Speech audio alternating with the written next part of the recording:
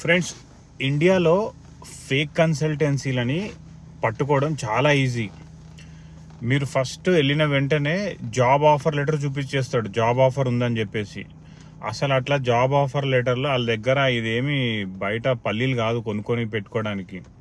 ఎవడైనా job offer letter చూపించి నీకు ఫ్లైట్ టికెట్ వేస్తాము, నీకు అకామిడేషన్ ఇస్తాము అన్నాడు అంటే అది ఫేక్. నెక్స్ట్ ఇంకొకటి ఏంటంటే సిమ్టమ్, మీ దగ్గర ఎంత ఉంటే అంత కట్టేయండి అంటాడు.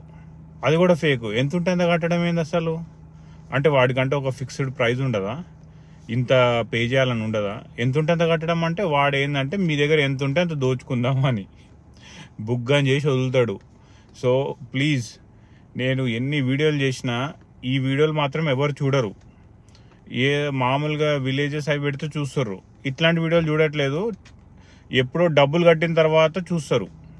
చూసి అన్నా నేను డబ్బులు కట్టేసిన అన్న, ఇప్పుడు ఏం చేయాలన్నా అంటారు. నువ్వు డబ్బులు కట్టినేసినాక నేనేం చేస్తా? ఇంకా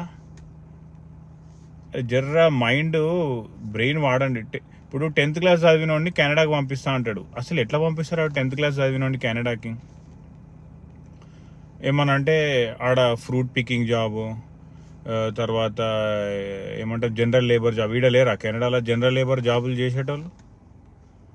మరి ఇంతగానమా? ఒక్కొక్కడైతే చెప్పకూడదు, ఆడ 6 లక్షలు కట్టిండు. యూకేలో ఏదో స్కైప్లో మాట్లాడుతుంటే 6 లక్షలు కట్టిండానికి. వాడు ఇంకా ఈరోజు రేపు వాడు ఇయ్యాడు, వీసా రాదు. ఎందుకంటే వాడికి కూడా ఇదే సేమ్ జాబ్ ఆఫర్ లెటరు, ఏమంటాం ఫ్లైట్ టికెట్, స్టేయింగ్, ఫుడ్, ఇంకా నయం బట్టలు కడ్రాయర్లు అన్నీ వాళ్ళే ఇస్తానులేదు. ఏంద్రా బాబు ఇట్లా తయారయ్యారు? మీరు కెనడాకి రావాలంటే దానికి ఒక ప్రాసెస్ ఉంటుంది, పద్ధతి ఉంటుంది. ఏ కన్సల్టెన్సీ ఊరు పేరు ఉండదు వానికి. నేను కొన్ని యాక్చువల్లీ కన్సల్టెన్సీలు పెద్ద పెద్ద కన్సల్టెన్సీలే, అవి కూడా ఫేక్ కన్సల్టెన్సీలే. ఎవ్వరి దగ్గర సర్టిఫైడ్ ఐఆర్సీసీ క్యాండిడేట్ ఉండడు.